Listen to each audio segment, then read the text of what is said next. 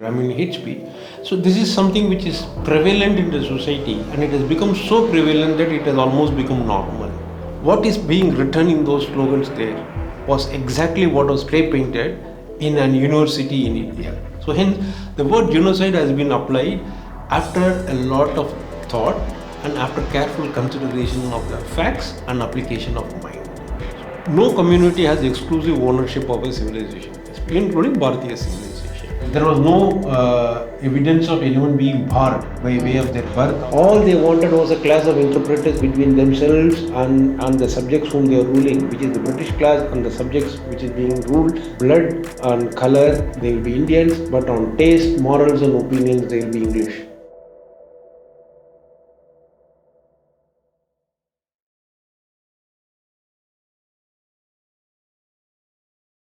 Namaste Balaji. Shri Gurubhyo Namaha. Namaste Jichuji. Can you tell us more about yourself, what you do and where you're from, all your background? I come from a lineage of Vedic scholars who moved to secular occupation about one generation back. Been in the corporate sector for about 3 decades, doing a lot of research work on others. Now I moved off into doing Kainkarya for what we call as a Shraudha Karma. From there, I have now moved into this Brahmin interest and taking the welfare of the Brahmin community. So now you're working more towards like Brahmin activism and stuff like that? That's correct. I call it as representing the interests of the Brahmin community and also of doing the Kainkaryam for all the Veda Pathashalas and for all the Brahmins who are in the traditional Brahminical way of life. Okay. So you have written a book called Brahmin Genocide. Correct. Why did you write this book? This book happened because while we were part of the Kaikarya for the Brahmin community, I had to travel extensively throughout India. So while traveling, I was able to see into many what we call as small gowns which in the villages, and seeing the plight of the Brahmins there and what are the real challenges they are facing, the traditional Brahmins, to what is being hyped in the media, what is being hyped into social media, what is being hyped in other discussions throughout India. There is a huge difference I saw between what is their actual sthiti to what is the being represented. So that was the motivating force, and we have been guided by the Dharmacharyas to also take up this work, because the whole aim of this Brahmin hate speech, what we call it, is destruction of the Hindu civilization and for the Bharatiya civilization. Hence this needs to be addressed. So that is the offshoot from where this book came about. There are not many books that have addressed these sort of very difficult topics. It is a difficult topic, and also more like a controversial topic. Even though we have gotten freedom for 75 years, it's still not, people don't want to talk about it. So why would you want to take up such a controversial subject? Actually, when we look at the history, the Brahmin hate campaign goes all the way back into almost 4 centuries before. So when I was doing the research on this topic, then it struck me that when something is 300-400 years old, we have not even named it. That's why we have named it in our book. We called it as Brahmophobia, the Brahmin HP. So this is something which is prevalent in the society, and it has become so prevalent that it has almost become normal. Right? Hence the need for it to be discussed, and it needs to be kind of put on the table, so to speak, and then discussed within our broader Bharatiya civilization and our community. The way I see it is at least that it's like a joint family. The way we are working together in India is it's under the Constitution of India. Many diverse sampradayas, different religious sects, different beliefs, all have come together. We are living in this joint family. But there is something happening in one part of the family, and we cannot ignore that, and we cannot brush it away. So a healthy family system demands that we bring this issue on the table, discuss it within the broader Bharatiya community to say that something is happening like this. Why don't we discuss about it? So pretending it doesn't exist or ignoring it is not going to solve the problem. Hence the need for this book came about. Okay. Your book cover is quite interesting. It has some very disturbing imagery. So what made you think like that, and what is actually happening in that book cover? This question has come out to me quite a few times actually, where people who see this book have come and often ask this question. Why don't you put something more, what we call as Mangalam, right, which is much more, what would she say, very appropriate is what they call. Then I asked them the question, what's inappropriate about this? They say the slogan's there. Then I asked them, can you please Google search these slogans? What is being written in those slogans there was exactly what was painted, spray painted in an university in India. Right? So that is the image which is, we have not done anything as a creative stuff. We have just taken those images, correct. So it happened somewhere else. Now what we did was we took those slogans and we asked an artist, what happens if those slogans got implemented? So he just picturized it and showed it to us. So I tell them that now you understand, right? This is something which has happened in a university, so it is a mainstream discourse which has already happened there. So people have condemned it, but now if that were to put in place, this is the result which we are going to see. So hence the images. Yes, the image is disturbing because we don't want this to happen not just to Brahmins but to any other community in India, right? For not just India, for any Bharatiya civilization or for that matter anybody. Every human life is precious. But if such words are used against a community, then we need to condemn it. Hence the need for this cover to get all the Bharatiyas to see the severity of the issue of Brahmin hate speech which is happening in the country. So the slogans that are in the forefront of the image, the background is the actual horror is like an extrapolation of what will happen if these comes true. That's correct. Okay. That's correct. It's a visual representation of what those slogans mean. Your book is about Brahmin genocide. Genocide, as you know, is a very heavy word, with a lot of potent meaning. How can it be applied to what is happening to Brahmins? At most, people can say that it is some sort of a discrimination or bias, but I think most would feel, probably even from the Brahmin community, that calling it a genocide would be like a very far-fetched term. There is a worldwide model of genocide. It is 8-stage model which was being started by Professor Stanton, and he made it into a 10-stage model later on. So if you see these 10 stages, each stage has a defined characteristic, what it means to be in a stage. For example, the stages can be called as classification, symbolization, discrimination, dehumanization, preparation, polarization, like that. This goes on 10 stages. For each of the stages, what is the characteristic? And we have applied that characteristic to the Brahmin community status today, the sthiti as of today. We are not even talking 100 years of history, 200 years of history. What has happened in the last 20, 30 years and today, and we have applied our Brahmin community status to the model stages, and we have put this out. So hence, the word genocide has been applied after a lot of thought and after careful consideration of the facts and application of mind. So this is as part of the model. The second part of the answer will be that sometimes people ask, oh, you have put this word genocide just for make it like a publicity stunt or people should buy the book. No, actually we have opened a website called BrahminGenocide.org. In that we have actually put in those 10 stages, we have put in the description of the stages and how we have compared it. So one need not even have to buy the book to go through this. Now number 3, the point is what has happened in Maharashtra after the assassination of Mahatma Gandhiji.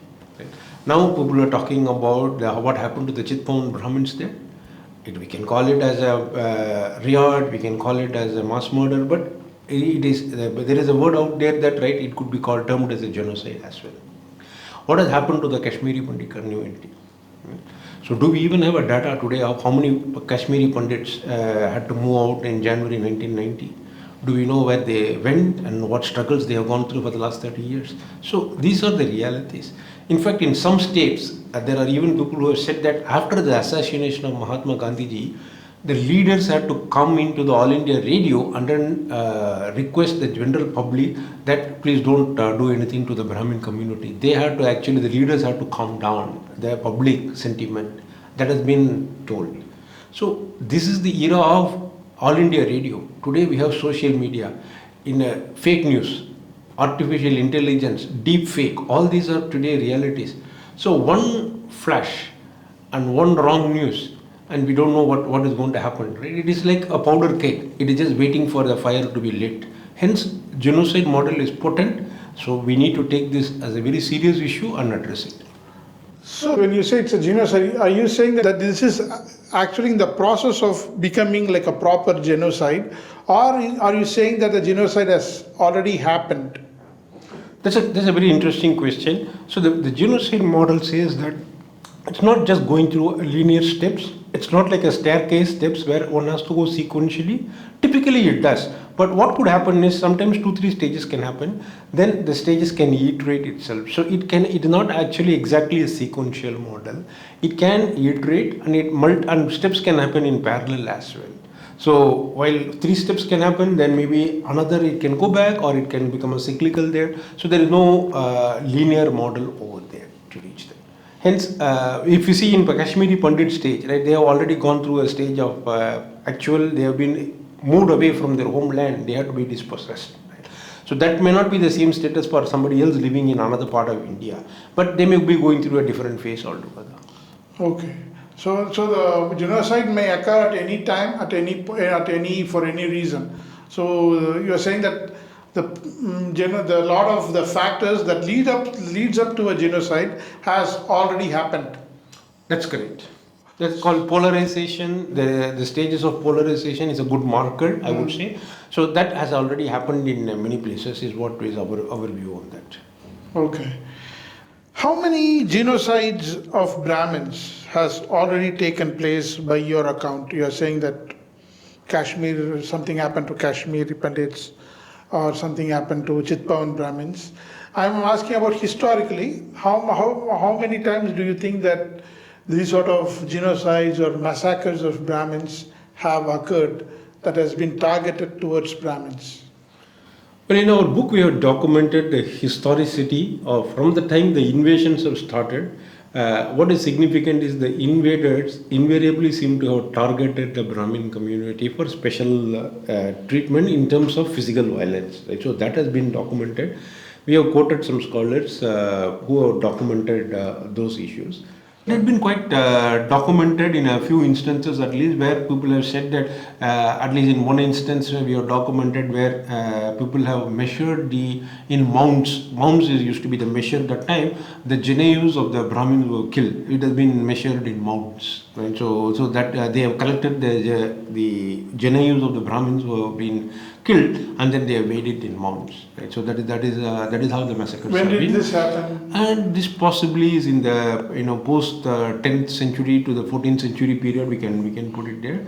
But even from the time of Alexander, there has been markers of how Brahmins have been targeted as the key people who need to be addressed for violence. So from that time onwards, this is there. From the time of first invasions, there is a history of this. Oh, from Alexander. From the time of the first invasions. That's correct. Okay. Even at the outset, you have mentioned that the Brahmin genocide is actually a goal towards the larger Hindu annihilation. Can you explain how these two are intrinsically linked? When we examine the Brahmin hate speech or the Brahmophobia, it originated during the colonial era. Right? Previously, there was physical violence, right? And physical violence happened not just to one community of Brahmin, though they were specially targeted, others were also equally targeted. But the colonial period characterizes the attack on Brahmins by way of hate speech, by way of false narratives and others.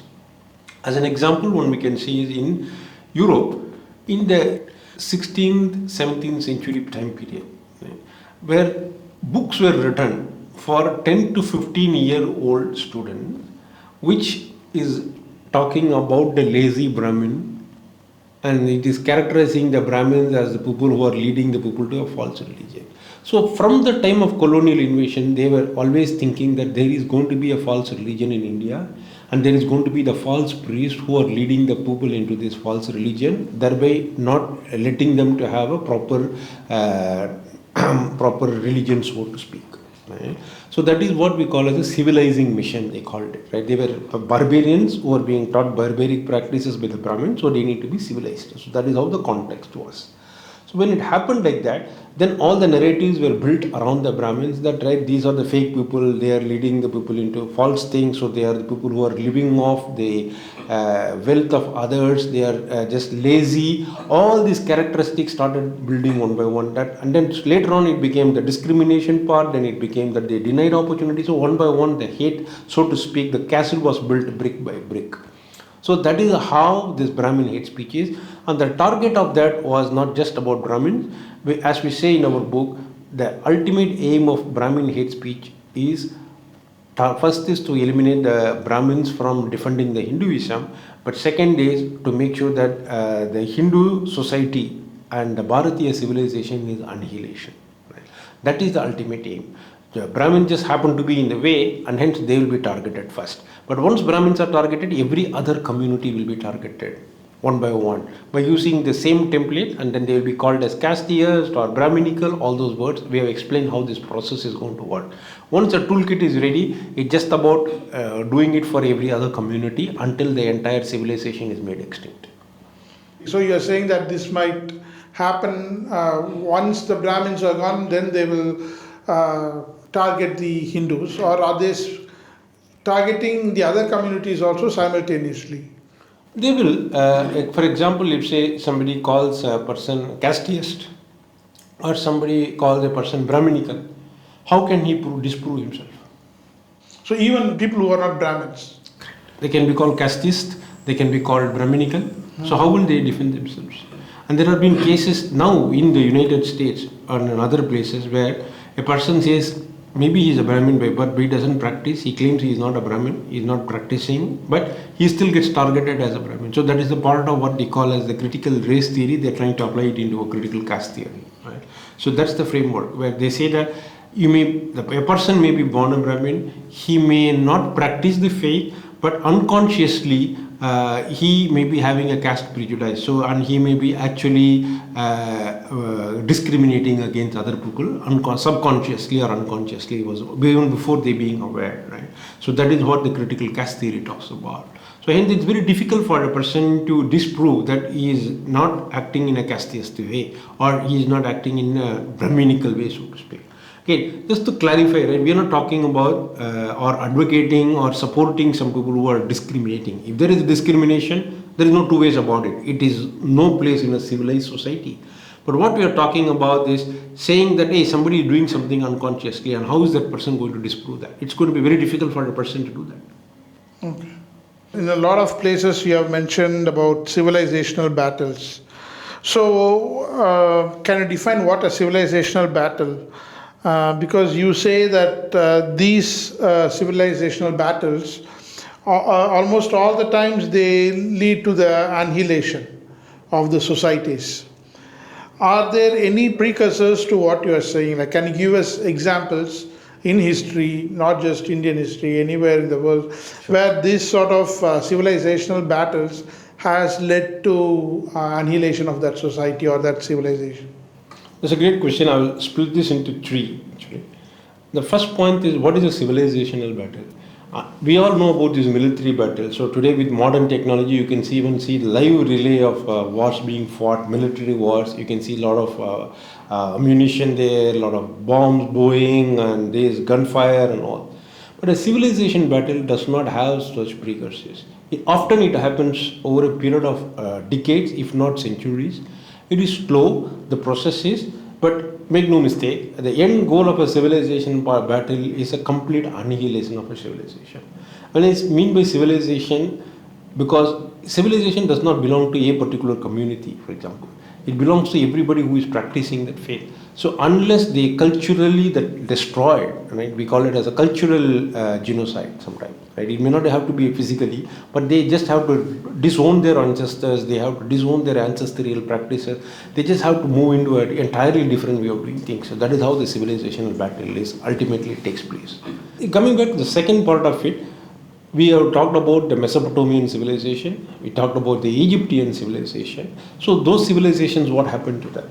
Right? They became extinct. We still see some monuments about it. Even there is a Mayan civilization they talk about in Latin America. You see some remnants of those civilizations. So Professor Jean Leamy talks about the civilizations in this way. When he talks about the Rig Veda, he says that The pyramids have been eroded by the desert wind. The marbles have been broken by the earthquakes. The gold has been stolen by the robbers. But the Bharatiya civilization, the Vedas have been chanted by an unbroken chain of generation, thousands of years. They have traveled like a great wave through the human substance of mind. So our civilization found a very unique way to have this civilizational memory, which is by way of the spoken word. Right? But this civilization doesn't just belong to one particular community. Every community of the Bharatiya civilization have their own traditions, their practices, their rituals, their value systems, which they pass it on to each and every one. So until each and every one of them is destroyed, right, the civilization will not be. Hence, each and every community will be targeted into that.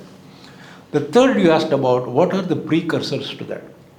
The precursors will be that often if you see the Roman civilization is where we have a lot of documentation, where people say that many times, even 2 generations before the so-called the Roman civilization became extinct from that point of view, they could not imagine something like this will happen. So often it is the neglect. It is the neglect of the practices.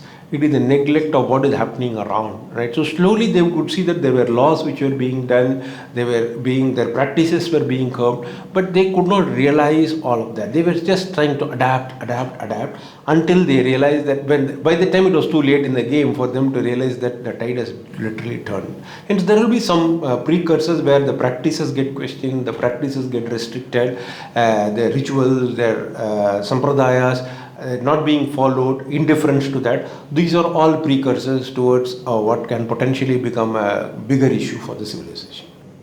So any present day laws that are curbing Hindus, not to letting them do their rituals and all, do you think those might fall into that category? It could, because what could happen is, right, some of these practices could be called as environmentally not friendly, restrictions around it, people being made to feel that, we are doing something which is very primitive, maybe not very environmental friendly, restrictions, and making people think twice about celebrating their way their ancestors did. So all this questioning each and every one step of the process starts making it a bit more difficult for the civilization to flourish as such. What is the reason for calling Hinduism as Brahminism? Because during the British rule, this sort of terminology came about. So, is there any difference between Hinduism and Brahminism, or are they just the same? So we have quoted even Munir Williams in our book, where Munir Williams says that I have used this term called Hinduism and Brahminism, and he says that please be aware that the people who are practicing it are not accepting any of this term. They may not accept. Second is he uses the word Brahminism to distinguish, and even he says the Brahmins will not accept that word. Right?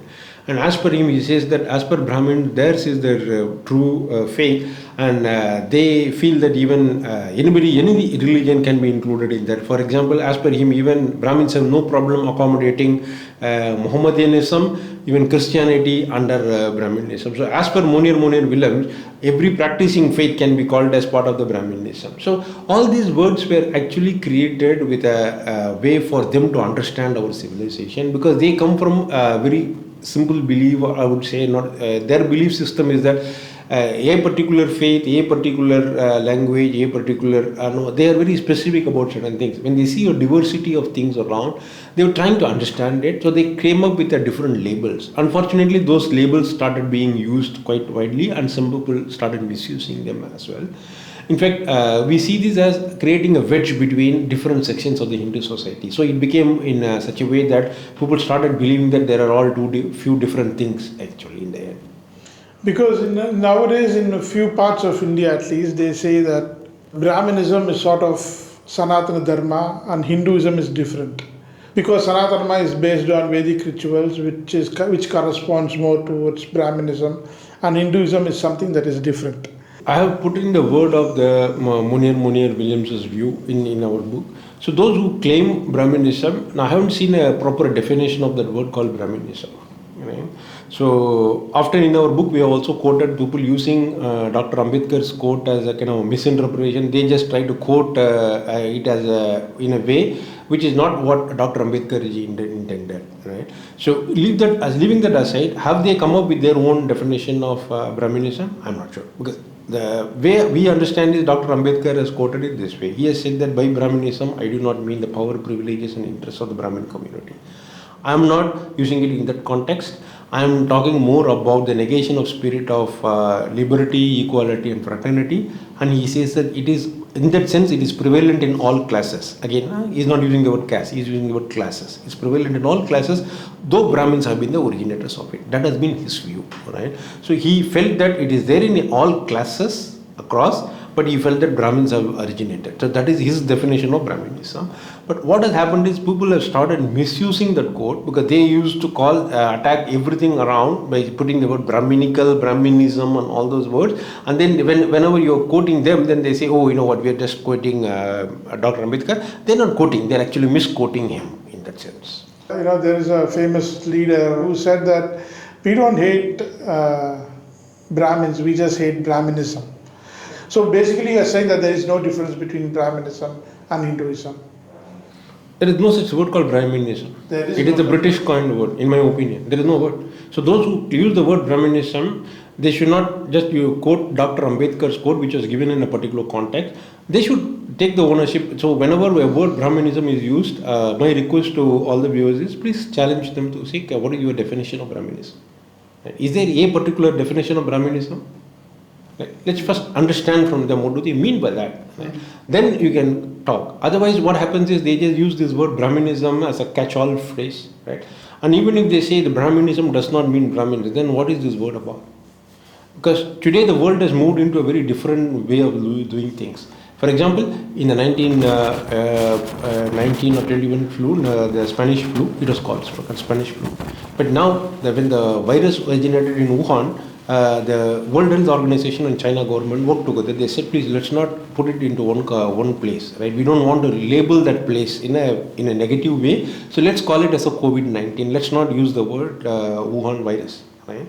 So that is a common understanding. So the society has evolved. So if something is not representing Brahmins, why would you use the word Brahminism for it? Why can't you find a better term for it? Why don't we first define it? They don't define it, but they want to use the word Brahminism to it because they want to associate somehow in the mind that it has something to do connection to with Brahmins. So I think we should kind of challenge that view, in my opinion. Okay. One of the more popular claims of Brahmin privilege from everybody is that the British actually preferred Brahmins, and that the Brahmins sort of took advantage of their attitude. And so they came into places of power in civil services. They became doctors and judges and all these places of power and influence. And so even in Tamil Nadu, that is why the Justice Party was formed, to curb the power of Brahmins. But in your book, complete opposite thing you are saying, that the British didn't actually like Brahmins. So how can you explain this? Well, we have to look at the data points. A, if we go back to the history of it, the collector of Tanjore, in a representation to Sir James Caird, has said that there is no other community except Brahmins which has been so hostile to the British rule. So it is documented over there, and we have put that. And Dr. Meenakshi Jain, a very respected scholar, has also written in an article called The Plight of Brahmins, which we have quoted in our book, saying that 70% of those who were felled by the British bullets actually were Brahmins. They were part of the freedom struggle, and especially in places like Bengal, where it took a violent turn. And even in a place like Tamil Nadu, since you quoted, after the death of Kalakshar Rayase, the assassination of him, the Brahmin community was viewed with suspicion by the British. Now, the third point is, when we look at even the Justice Party's statement of the non-Brahmin movement, if you look at it, they have acknowledged that 40.5 out of the 41 million of the population of Tamil Nadu at the time, the Madras presidency, were not Brahmin. And they say that the majority of the landholders, the zamindars, are actually from that community, the taxpayers are. So the rich and powerful were not actually Brahmins exclusively. So their claim was that the Justice Party's entire issue at that time was that Brahmins are occupying seats of power disproportionately to their population. The key operative word I would say is disproportionate, but later on it became that exclusive. Right? And in general, I think Eugene Irshik is the scholar who is quoted. They talked about the British tendency was to divide and rule, especially after the 1857 riots. They wanted to make sure that no particular community has a monopoly or something. British were actually trying to make sure that they don't come across as supporting one community. That is what the documents are saying, as per their own British documents. But then there is a perception in general public, especially nowadays, that the Brahmins are being given preferences by British. So historically, if you say that, then that is wrong then. That's correct. Because what happened was, there were two things happened. One is many of the landed community and many of the people who had other means of subsistence were able to sustain during the difficult period of the colonial rule. Okay. So one has to remember, in colonial rule, so many famines happened. People were literally dying and starving. So when the British started taxing the land heavily, the communities like Brahmins who didn't have no major stake in the lands, they had no other opportunity, so they had to take up the education part of it at the time, where British wanted a class of interpreters, they called it. They didn't want to educate the Indian public, right? So they wanted a class of interpreters.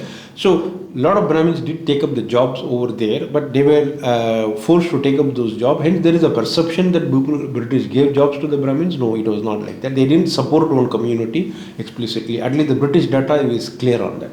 Okay. You say that the attack on Brahmins was started with the primary objective to target, silence and discredit Brahmins to cripple their will to defend Hinduism. So given the present time when so many Brahmins seem to be Hinduphobic and who are against Hinduism, do you think that this objective of the Brahmin haters has been achieved? Have they been successful in their attempts? Well, if we look at how the society has evolved over the last 2 to 3 generations, if we go to a Brahmin community, many members of the Brahmin community, they may trace 3 generations back, 4 generations back, they would have come from what we call as the Vaidika tradition.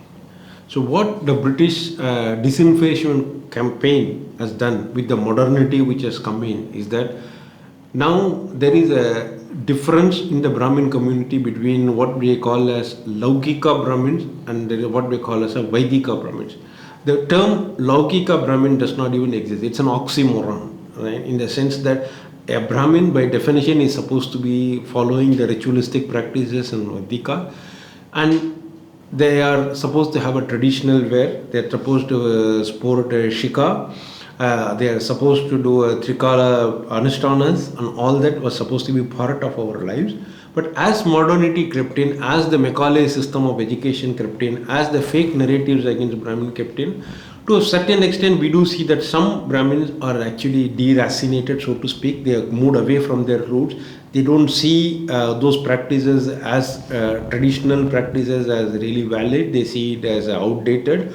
So yes, in some pockets that fake narrative has won, but thanks to the larger Bharatiya civilization, thanks to the Sanatana Dharmic roots of our land, there are many Brahmins who are still continuing with the traditional practices, who are supporting that. So to that extent, we see a lot of optimism. In fact, there are many people who are now started to come back from other shores who have been there for economic reasons, are now coming back, and then they want to come back into the traditional way of life.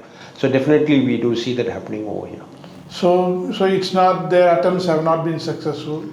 And we do hope that, and we do pray for that, because this is supposed to be the eternal Dharma, the Sanatana Dharma. So I think it has a way of reviving itself, and it will reinvent, it will revive itself. Like they say, it is like a circular thing. What has gone up has to come down one. So the traditional way of life has to come back. The people will realize the values of it, and they will definitely come back to it.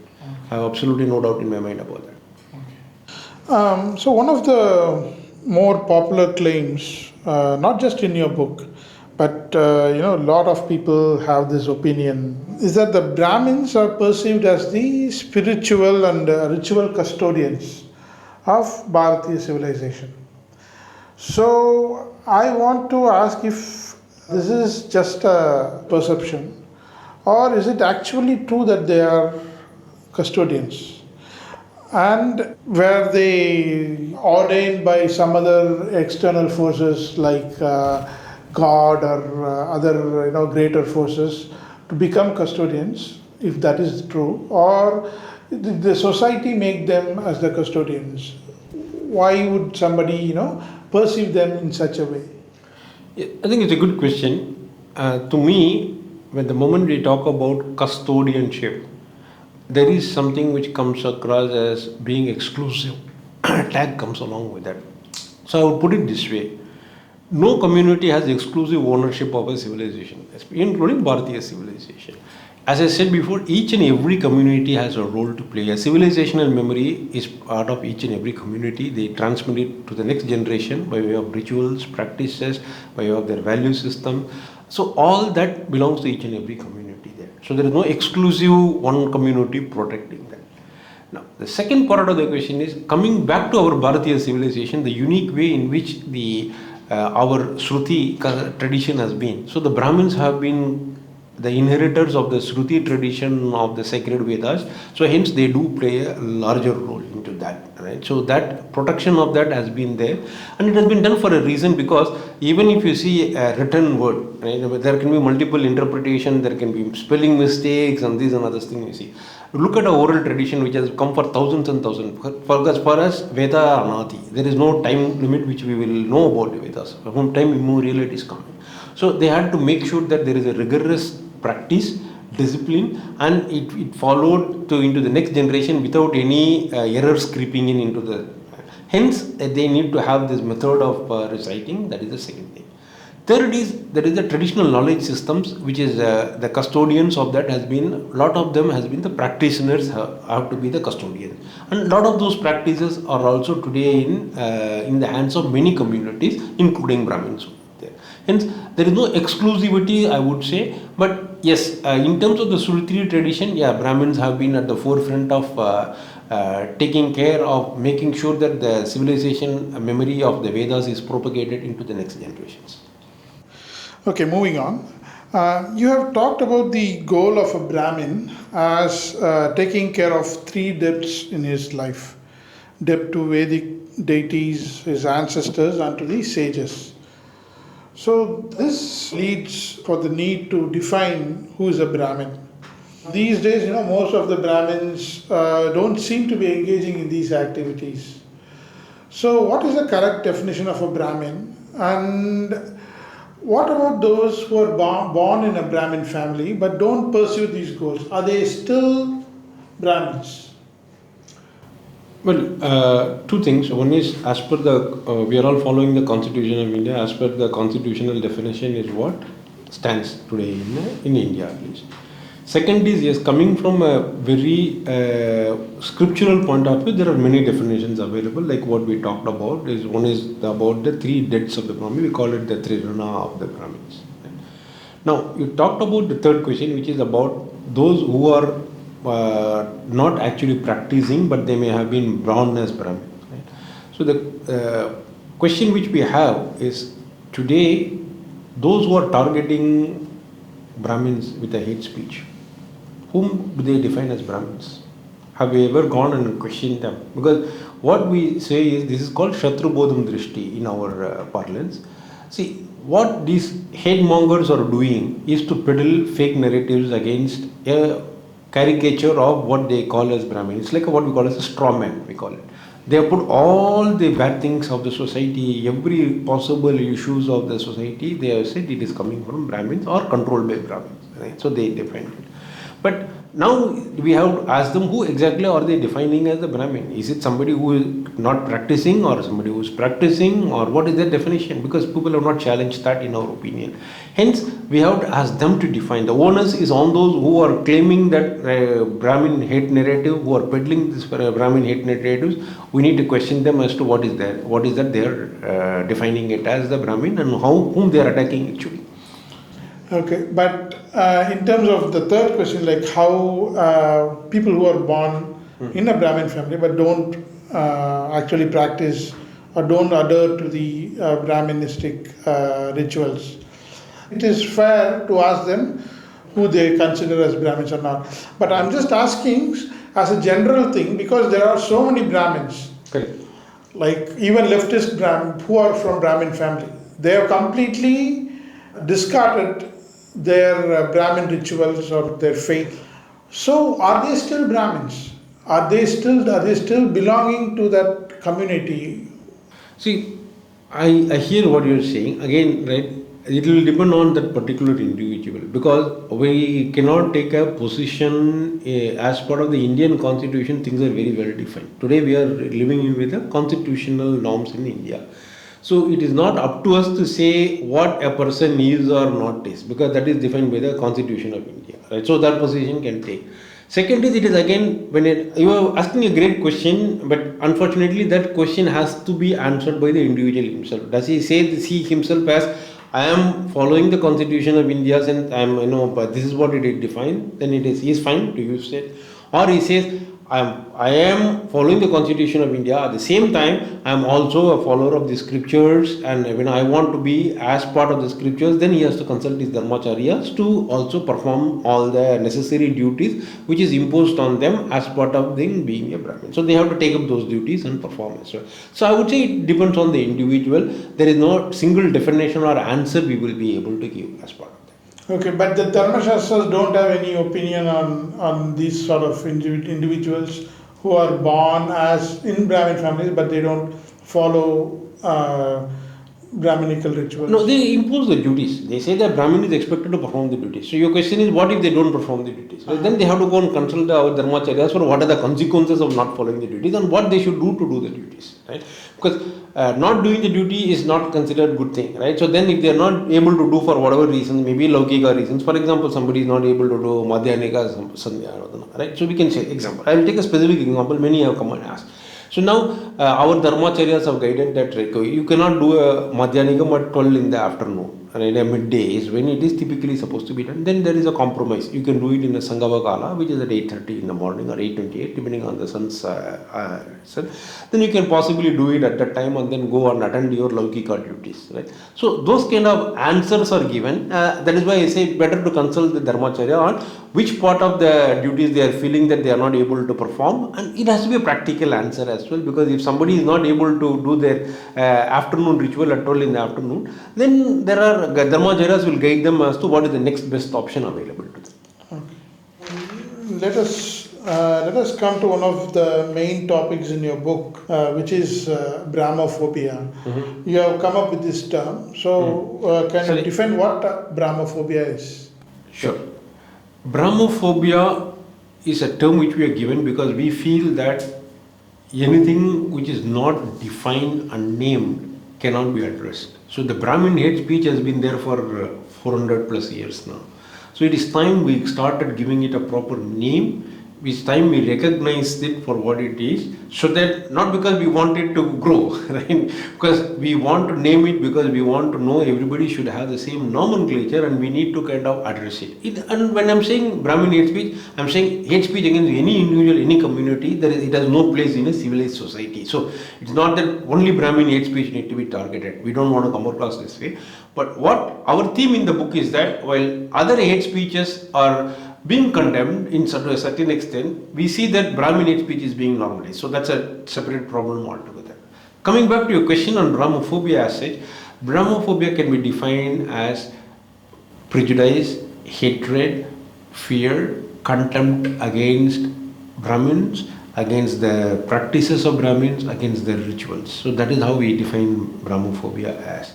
And it is quite irrational sometimes, because often there is no rational reason for that. We see that, and it is just that right, it becomes a kind of a hatred or fear or contempt for Brahmin as an entire community. Right? And it takes in two forms. One is sometimes individual actions of a particular member are being projected onto the community to say that, oh, this is that is also Brahmophobia. Second is events which are happening, though it may not have the community's acceptance or approval, they are projected as, okay, this is a Brahmin community issue. So both ways it is being done. That is how the Brahmophobia can be defined as. Okay. In your book, you have claimed that many or most of the democratic institutions in Bharat, especially, ignore this Brahmophobia. So, what could be the reason for this? Well, we see this happening because of one particular, what we can attribute it as, because we can't have a definite answer because it is quite a wide spectrum we are talking about. But one thing which we are seeing is that there is a oppressed narrative which has come from as part of this entire Aryan invasion theory, Brahmins being projected as outsiders. So the whole thing starts from there. So when somebody is seen as an oppressor, it's very difficult for that person to be called as a victim. Hence, when our Brahmin hate speech happens, though they recognize hate speech, though they recognize the Brahmophobia, it's very difficult for the person to say that, oh, this is an oppressor, right? So how can this person be a victim? Right? So that possibly is a reason. Maybe they are assuming that, right, unless proven otherwise, in any event where a Brahmin is involved, then the Brahmin community is by default seen as the oppressor. Right? So that narrative is being projected for during the colonial era. So it is continuing in that. So that's our speculation there. But again, we can't have a definite answer because it's quite a wide spectrum of anti-Brahmin sentiment and Brahmophobia we are seeing. So there are multiple factors out there. So this concept of oppressor versus oppressed, you say that this has crept into most of these institutions, democratic institutions in India. That's the reason. That's correct. Why this has continued for so long, this Brahmophobia. That's correct. Brahmins are seen as the oppressors, and hence they are not seen as the victims often in cases where they may be genuinely victims. Okay. Just a question that sort of digresses for a second. In US, the white people they're saying that they are the oppressors. Even if there is a racism against them, they can be seen as victims. So is that like a sort of a similar comparison, or how would you say that? Well, there are attempts today to kind of modify what they call as a critical race theory into a critical caste theory. Okay. Right? So there are attempts which have been made, which we see over a period of time, to equate a race discrimination with the caste discrimination. Is what is the theory which is being done. So to us, the word caste itself is an alien term. It does not belong to the Bharatiya civilization.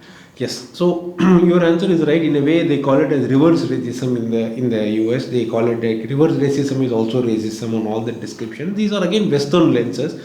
Yeah, as I said, in the Bharatiya civilization is all about duties. It doesn't talk about rights. It doesn't talk about oppressor phenomenon. And again, it goes back to the root of how our civilization is. Our civilization says we are part of nature. We are supposed to be doing our duties. We are supposed to be taking care of the nature. We are supposed to be worshipping nature. Whereas Western drishti will be that, okay, the man has right over nature. The nature is there for man to conquer. The nature is there for man to fulfill his wishes. There is only one life for a human being, so he is supposed to conquer all. So that sets up the entire oppressor, because then they say that everything in this one life which I have got, I need to go and grab whatever maximum I want. He or she feels that. Hence, there is always going to be an oppressor. There is going to be an oppressed. So that is not part of our drishti at all. Okay. How does mainstream media play a part in this? How does it encourage this Brahmophobia? Mainstream media often tends to ignore it or normalize it, that is our view. However, unfortunately, because Brahmins were always being peddled as the oppressor, the fake narrative, hence sometimes we feel that mainstream media does not adequately recognize Brahmophobia for what it is. Right? It has to recognize that Brahmins can also be victims. Brahmins are victims of hate speech in India, hence they need to avoid normalizing the hate speech. Do you think that it is due to their ignorance of the issue, or probably they are doing it deliberately because of their ideological reasons? It could be because of ideology reason also, we don't rule out, but prima facie we have not done for research for each and every media house or so many media articles. So it is not fair for us to attribute motives to them. So what we are saying in our book is that there is a Brahmophobia quick test we have put. So the onus is on everybody, not just Brahmins, for every Indian citizen who believes in fairness, who believes in standing up for against hate speech. They need to use this quick test. What we are saying is the Brahmophobia quick test can be used for against a medical media article or an image or a cartoon, can be termed as prima facie Brahmophobia. If it is prima facie, we consider it as Brahmophobia, then we need to go back and challenge it to the author to say, hey, we see this test and we looks like Brahmophobia. Can you please explain yourself? That is the starting point for us to have the conversation. The more such conversations we have, in our opinion, I believe that then the media will start course correcting itself. They will realize that they are maybe unconsciously or unintentionally doing Brahmophobia or supporting it or normalizing it, then they will stop doing it. Can Brahmophobia be perpetuated by Brahmins themselves, as we see in so many cases nowadays? Possible, yes, that's correct. Because the Brahmophobia has been going on for 3 to 4 centuries now. And at least in the post-independent India, we have 3 generations of people who have been exposed to Brahmin hate, fake narratives. So it's quite possible that some of them have internalized it. They have kind of assumed this false propaganda to be true.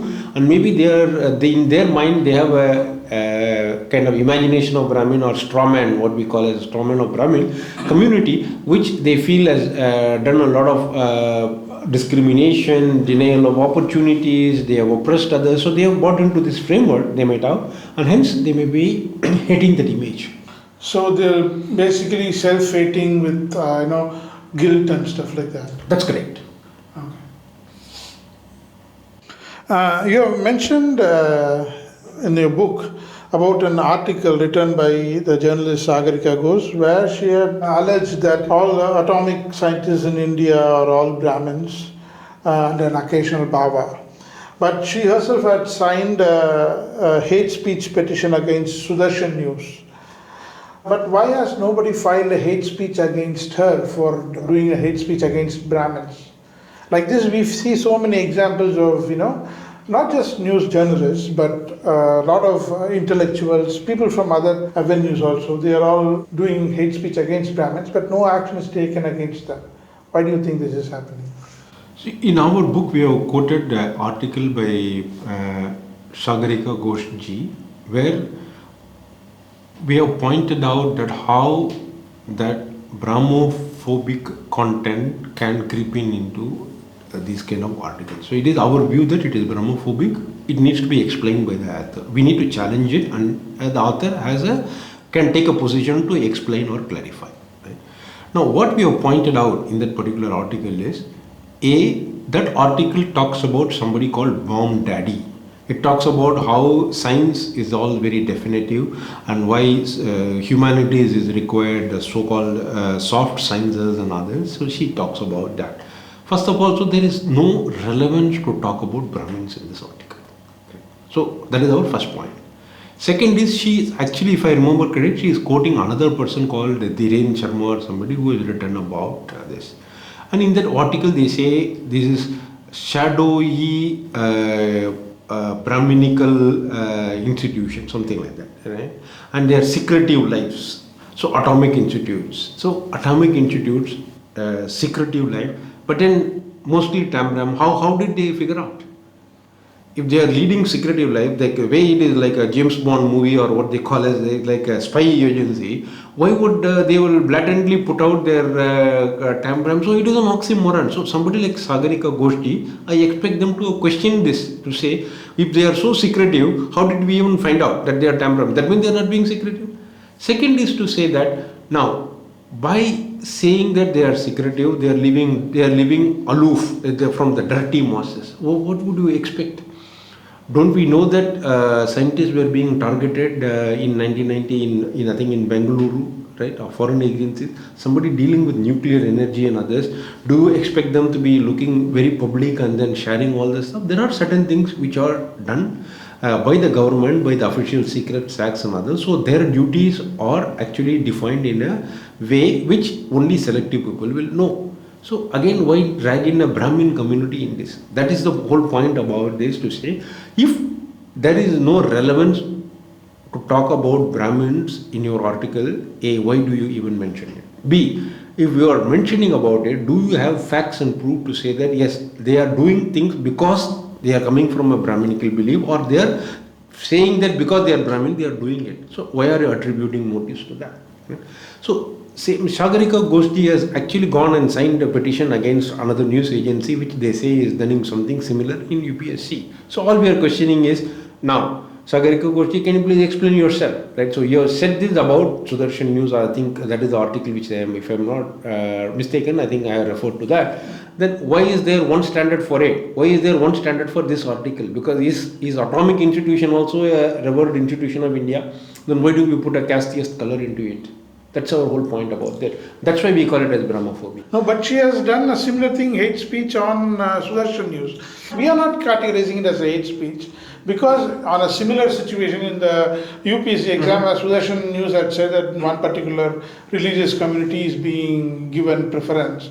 So that is the reason why she is filing a hate speech against Sudarshan News, where she has signed the petition with so many others. Correct. So she is defining what is a hate speech, or people like her. But when we use that same criteria with the atomic Brahmins article, then it is also a hate speech against Brahmins. But that goes almost unchallenged.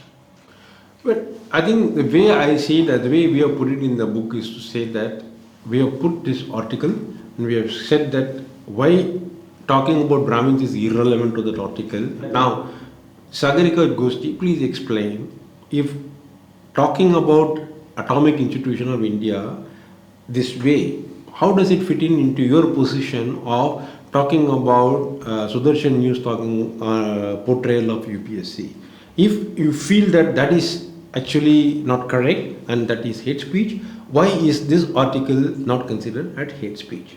Right. That's the question, not just to Sagarika Goshti, to all those people who signed petition against the Sudarshan News. We need to go and ask them for the clarification. So I don't want to take a position prima facie to say is it hate speech or not, because that's something which I will leave it to a government or to the honorable courts to decide, right? Because there is a thin line between freedom of speech and hate speech. So that is something well defined by the legal system. But the question is, we need to go back to these authors and challenge them. Hey, can you please clarify?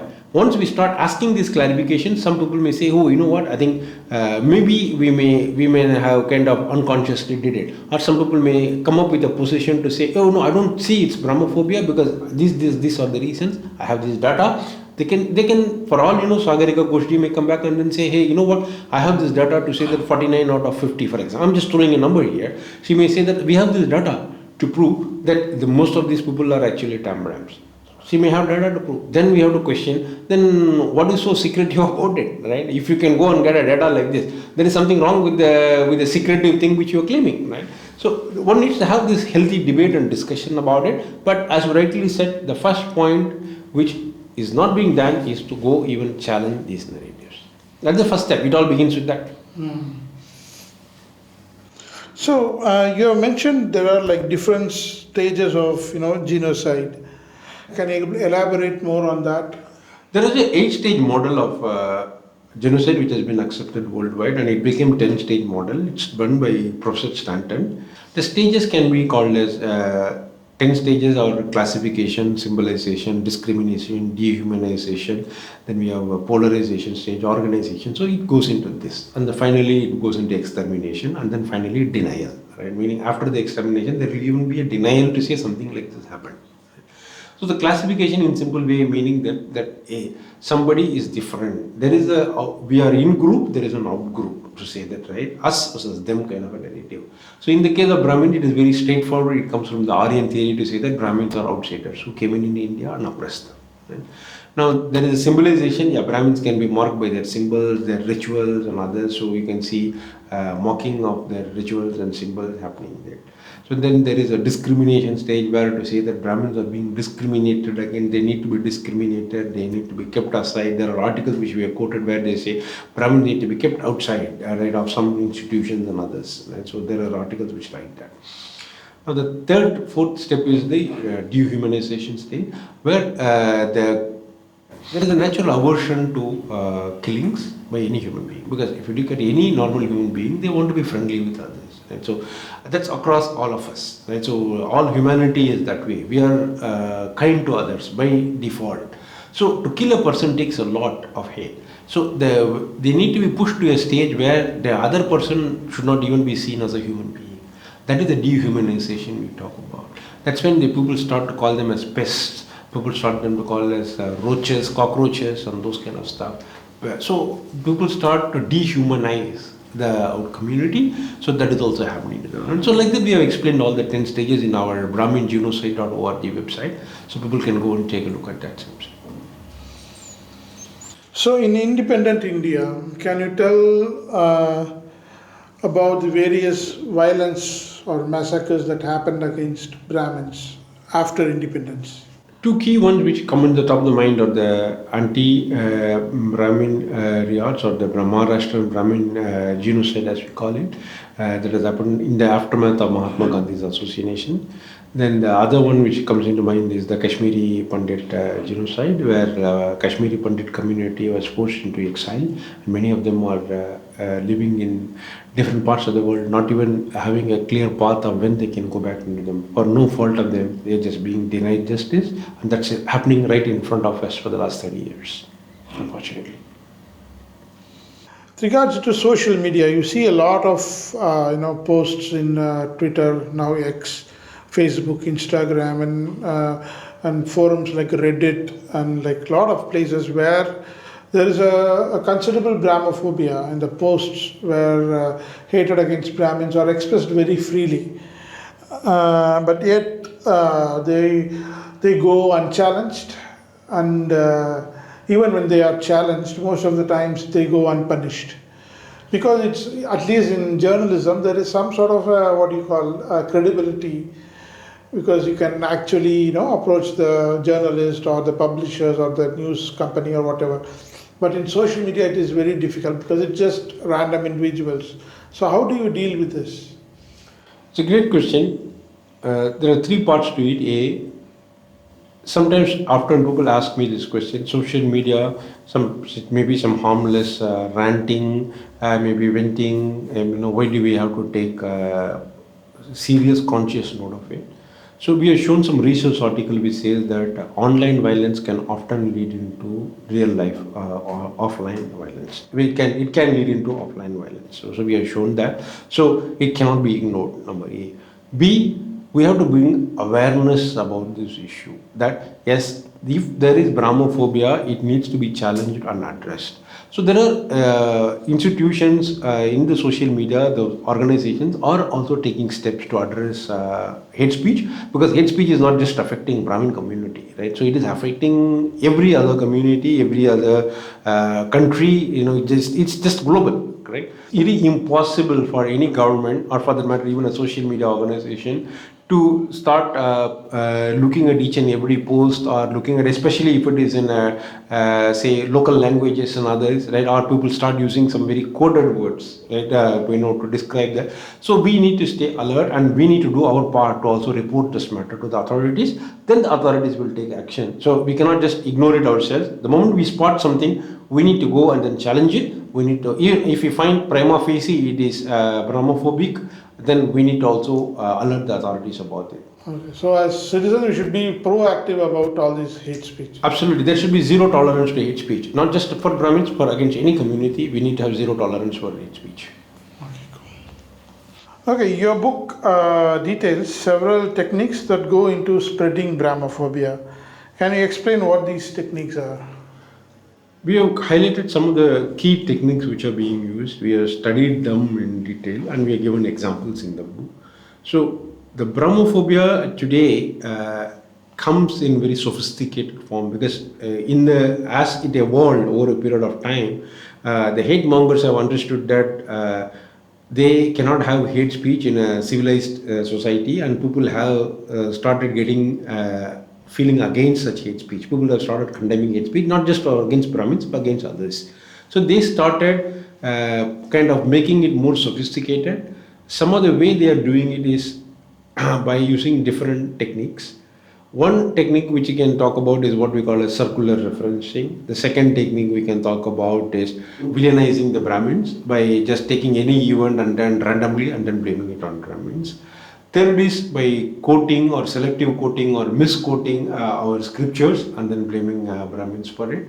So like that there are different ways of doing the Brahmophobia, and we have also given tips on how one can recognize Brahmophobia. It may be latent, but then once you go through the techniques, then once you become familiar with the examples, then a person will be able to kind of spot Brahmophobic content. So I guess these are something that you have brought and researched and come up with, right? That's correct. So we have researched that, and what we have done is to make it into different groups so that people can recognize. We have given example. So when you see apparently a statement which doesn't look prima facie Brahmophobic, but then once you start seeing the pattern, then you will be over a period of time one become can expert, and then they can easily spot Brahmophobic content. So moving on, you have given several examples of how Shudras studied Vedas and they even performed Vedic rituals. Yet there is a big misconception and ignorance among people that the Shudras were barred from learning Vedas or performing rituals. So how did this misconception arise? Well, we have seen in the Vedic corpus that there is no such restrictions or being imposed on the Sanatana Dharma as such.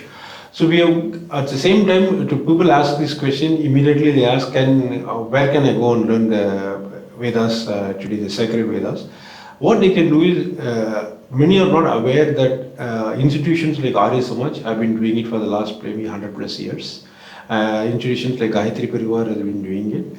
There are institutions like Chinmaya Mission has been doing it. So those who are interested can go and learn it from these institutions, or they can even approach Dharmacharyas. So there is absolutely no bar today in today's world for anybody who is genuinely interested to go and learn from our sacred Vedic corpus. But according to Dharma Shastras, then there is no prohibition of them from learning, because they do quote from other smritis where there are mentions of, if you hear Vedas, your oil will be poured to your ear. These sort of things are being told from other smritis and other Hindu Dharma Shastras. So I'm asking whether if that is not the case. We have evidence that Satyakama Jabali is one of the sages of our Sanatana Dharma. He is supposed to have visited Rishi for his knowledge, and then he wanted to join his ashrama. And the Guru asks him the question, okay, what is the name of your father? Satyakama Jabali comes back and asks his mother, this is what my Guruji is asking. And she says, please say that, right? No, we are not able to say the name of that. We are not able to say the name of the father. Satyakama Jabali actually goes back to the Rishi and then says, yes, I do not know. Right? Then the Rishi accepts it. So there was no bar, there is no evidence that he has been prohibited because he does not know his father's name. Right? So that is the evidence we see from the Vedic corpus of literature. Okay, so any Shudra can learn if they actually want to. Yes, anyone, there was no evidence of anyone being barred by way of their birth or by way of their not knowing their father's name. In this particular incident, the father's name was not known, so possibly he was not knowing about it. But the Guru accepted him with that. So this is probably a very basic question, given the topic of a conversation. Why do you think that there is so much hatred against Brahmins? It's a fake narrative. It's a colonial narrative. Because why is nobody asking about the $40 trillion which has been taken by the colonials out of India? $40 trillion. And just to give you a perspective, at a population of about 1.4 billion Indians today, if you consider an average family size of 4, then each family should get 80 lakhs plus of rupees in today's terms. That is the amount of money which has been stolen from this land. This land was prospering. This land had everything in it. The invaders came and then they just looted this money and then they built their empires out of that. And then they created this fake Brahmin narrative, because today what you see from these colonial stooges, when the colonials left, their stooges were very much there. So every time you hear something is because of Brahminism, Brahminical, how many times have you heard the word colonial appropriation of our Indian funds? Have they ever talked about reparation? There is a word called reparation which is being even used in other colonized countries like Africa. Why is this not being a mainstream discussion today? That's our point. Because the Brahmin, the fake narratives against the Brahmin community, the so-called what we call a strawman Brahmin, is being used for all allegations, so that the discussion never happens around what has been looted from the country and why some of those colonial stooges who were part of that looting campaign are flourishing in India today. Although the British colonial powers started it, but it has continued after that. It has taken over a lot of social sciences, terminology or narrative or perspective, but it is still there. And even if you remove the colonialism out of it, then people are nowadays they are seeing it as something that is inherent to the Hindu society rather than as something that was put in by the colonial powers. First is we have to take out the colonial literature out and then start viewing things from an Indian drishti, start looking things at primary evidence. So that's our request to all your audience is, when something is told today, you have the power of internet, you have the power of smartphones with you, most of you have it, and you have Google so-called knowledge databases which are available. Go and check primary evidence, ask for primary evidence. If somebody says the Brahmin did education, please go and read Dharampalji's work, which will tell us whether the education was really denied or not. So that's how fake narratives have to be challenged, and we need to make our effort to go and then also make sure that we don't just fall victim to these fake narratives. Each and every one of us has a duty to also make sure that we fact check some of these things. As we know, Brahmins, population wise, their numbers are very low. We consider in India or even outside India. So why can't they come together and fight to get a minority status, as so many communities do? I think our book is more targeted towards the Brahmin hate speech, addressing of faith, and then about the fake narratives built on Brahmins. At this point, we don't have a position about whether Brahmins can call themselves as a minority community or what is the benefit of it. I think this is for our dharmacharyas and legal experts to sit together and explore. So that will be our position. Okay. So what is the difference between Varna, Jati and Caste? Because there are lots and lots of misconception. One term is transposed on the other. So there is a lot of confusion regarding it, and not just in language, but it finally affects the society and the politics. So what is the difference between these three terms? I'll take the terms in the reverse way. Caste I can explain. Caste is something which is not part of the Bharatiya literature at all. Right?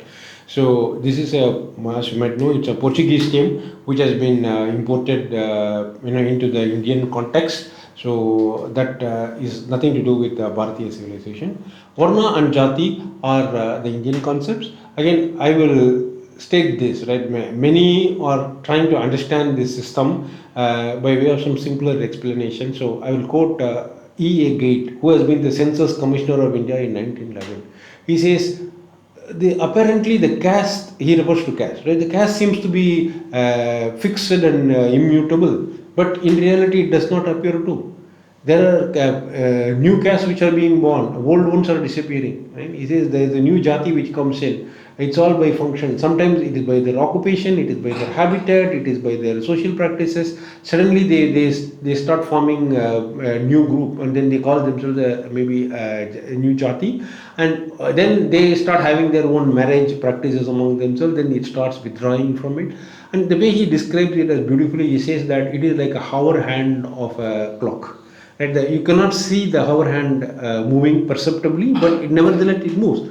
That way the Jati keeps evolving. And he gives the example of Darzi caste, the Darzis. He says they have Brahmanas in that, they have Rajputs are also claiming some of them, and there are other communities also claiming part of this Darzi occupation and caste. So that's how even a census commissioner was not able to clearly understand or appreciate our Indian system. So it's a Varna Jati system, and then it has Purusharthas, and then what are the goals of life. See, it again starts with what is our duty to the society, because that is the whole concept of the Bharatiya civilization, of how they need to live in harmony with nature, what are the duties of a person, or what is his duty towards his community, what is his duty towards the country. Right? That's how the whole civilization has been built, and hence the Varna Jati system is very different from what has been the Western Drishti. One needs to use the Indian Drishti to understand. But what is Jati? Like, is it like just a group of people, or is it like group of people according to professions? You see, if today some people gather and they call themselves as ex-Jati, what would make them that Jati? Like, what would be necessary for them to call themselves as a Jati? As I said, Gate says that, right? Jati keeps mutating, it keeps changing by way of habitat, by way of practices, by way of functions. So it keeps changing by itself. So it has never been a fixed system to say that, right, okay, this particular 3-4 characteristics make this as particular Jati, right? It keeps evolving, it's an evolving system. Okay, there are a lot of people and organizations in Bharat where they claim to support Hinduism, but they are mostly silent when it comes about issues that involve Brahmins. Most of them don't even acknowledge it, let alone speak of it. So do you think that they have done enough regarding this issue? And if not, why do you think that they're not speaking about these issues? Is it because they think that there is no hatred against Brahmins, completely ignorant? Or do they believe that, okay, they deserve this hatred because of their past? Or are they not speaking because of some external factors? I'm asking about people actually who believe in Hindu causes. That's a great question, Jituji. I see broadly 3 or 4 types of people. I would put them into different buckets for easy understanding of that. First is, I see people who are actually kind of saying that it is not very secular for them to talk about a particular community. Right? So then say, hey, you're talking about Brahmin community, what about the rest? Right? That's the first question, right? Why you only talk about Brahmins? Right? Then is it not anti-secular? I say there is nothing like that. In my understanding, as long as if we talk about a particular community, it is okay, its issues. As long as we don't talk anything negative or bad about other communities or criticizing other community. So each and every community, in my opinion, has a normal right to talk about their issues. As I say, it's like a giant family system. There is a particular part of a family I belong to, I see some problems. As long as I can represent it in a very fair way within the lawful, constitutional, legal means of India, I don't think it is unsecular, right? That's number one. So that's the mistaken belief that to be secular, you need not talk about one community. The second is what you yourself talked about as the deracinated people who believe in all this negative propaganda. They have this feeling that, oh, Brahmins have been the oppressors, so they are kind of deserving in a way, right? All this kind of hate speech kind of stuff, right? So that is the second aspect of it. Then there is a third aspect of it where I see many members saying that, you know what, we should ignore hate speech. So if you talk about hate speech, you know what it is, you are actually kind of going to increase this hate speech. And my answer to them is, okay, you have ignored it for 3 generations, at least to my knowledge, right? Or maybe 4 generations. Has the hate come down a bit or has it increased? So they feel that, oh, there is another aspect which they say, you know what, this is not our job. God will take care of it. Bhagavan will take care of it. Then the answer to them is, okay, in the Kurukshetra, Bhagavan Krishna had to educate Arjuna about his duties. He could have finished the entire battle at no time by using his Sudarshana Chakra. Right? But instead what Bhagavan did was to tell them about what is the Swadharma and how they need to practice the Swadharma. So we need to do our bit in that. So that's why we see a multiplicity of kind of variety of people who are coming with different aspects of it. But largely the biggest bucket I would say is to say that somehow people don't want to acknowledge this issue. There is this feeling that if we acknowledge it, then it is going to go bigger. I am not sure that that is the answer, because if we don't talk about an issue, if we don't even name an issue, how are we going to solve the issue?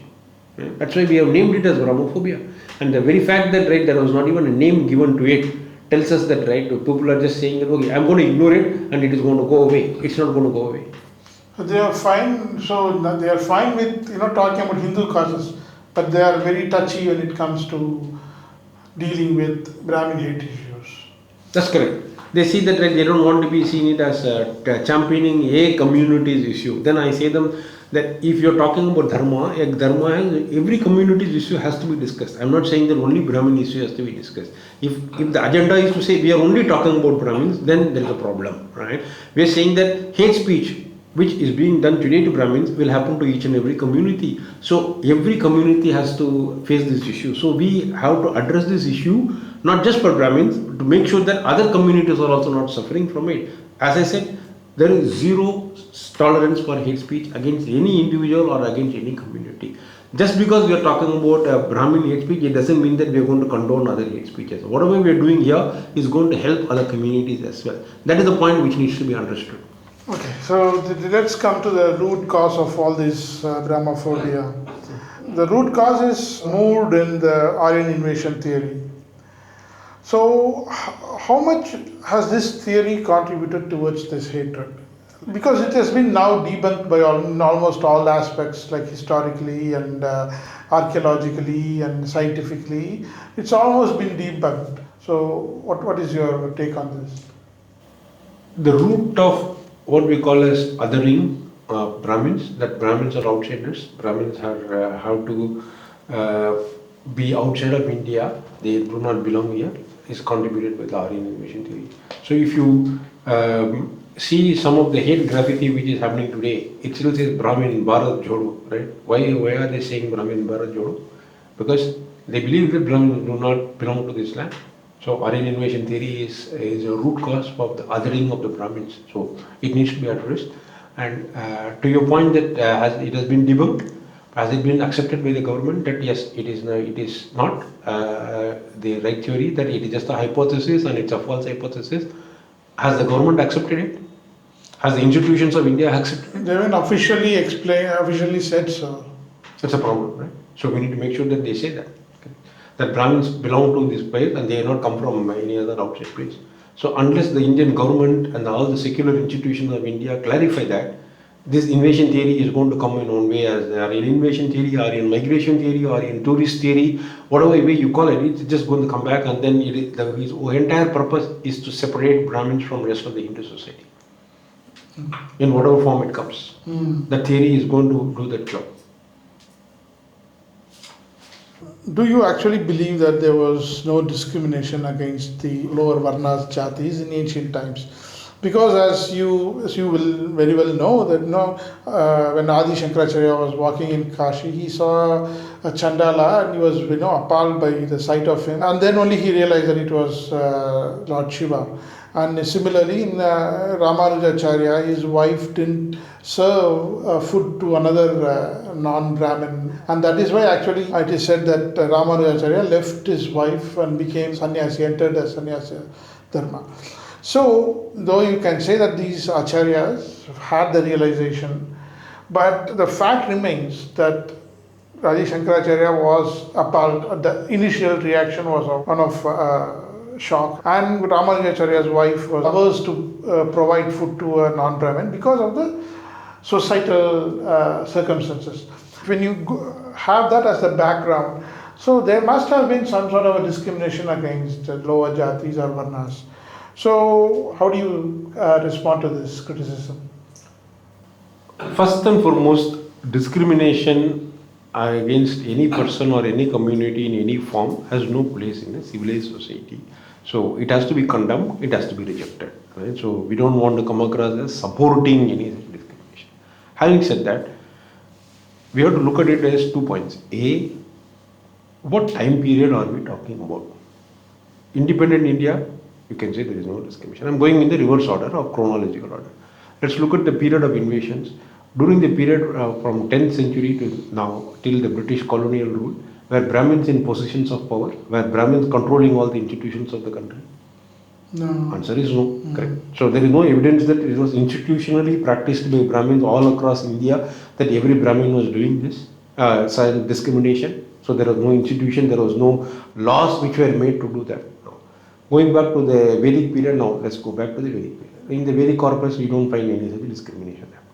So one can say between the period, we call Vedas as Anati, I don't put any timeline to this, right? But as per the Western scholars, if you follow their narrative, then there is a period between say 3rd century Common Era to the 10th century Common Era. Even during the time there was the era where the Buddhist influence was very high, the Jainist influence was very high. So what particular time period are we talking about where Brahmins exclusively controlled institutions, they were ruling the country, they were making laws and discriminating against? Factual data?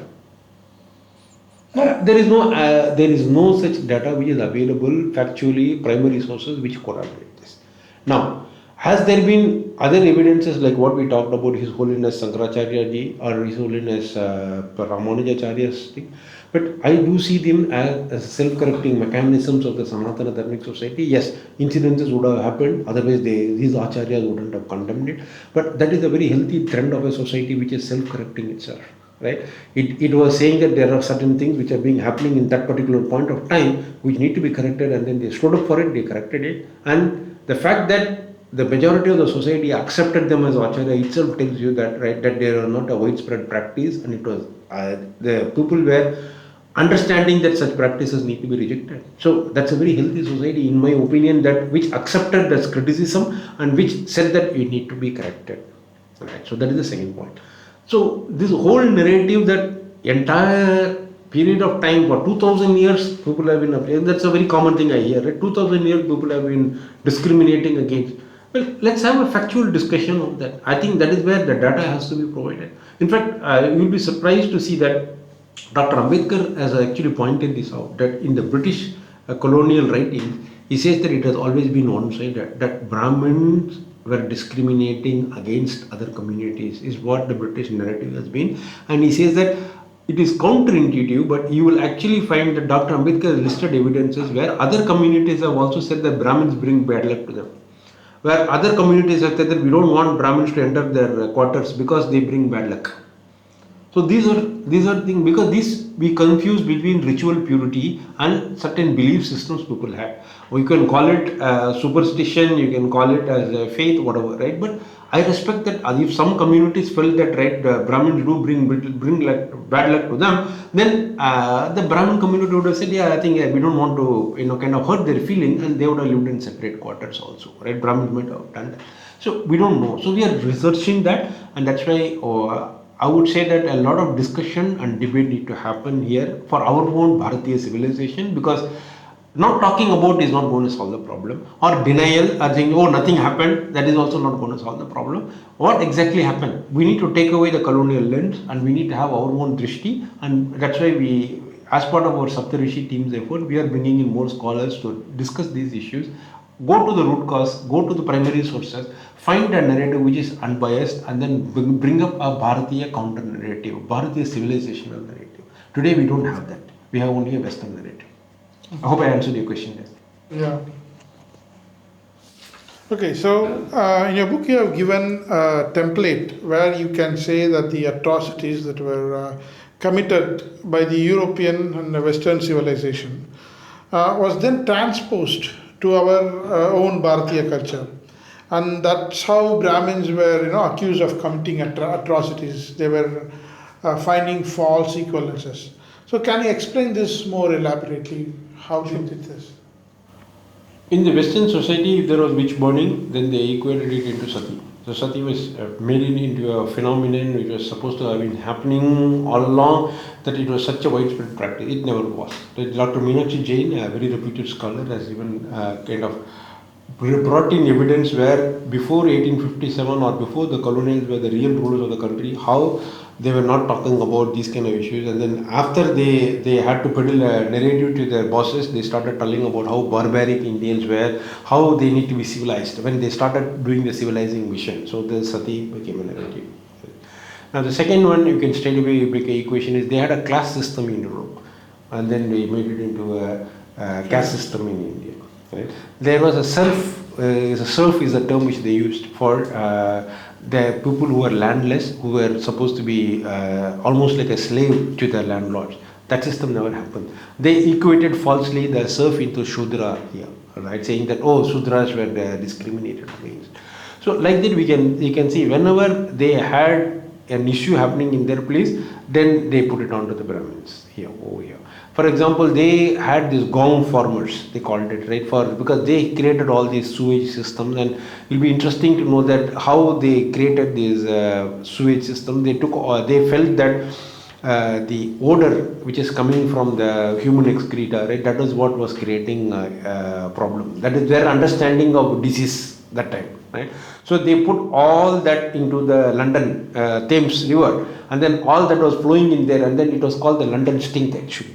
And then it was left to a particular, I think, a person engineer who actually created a drainage system for that. So they were just taking away all the wastage of human waste, putting it into London Thames, and then it became, that is their understanding of how sewage system works.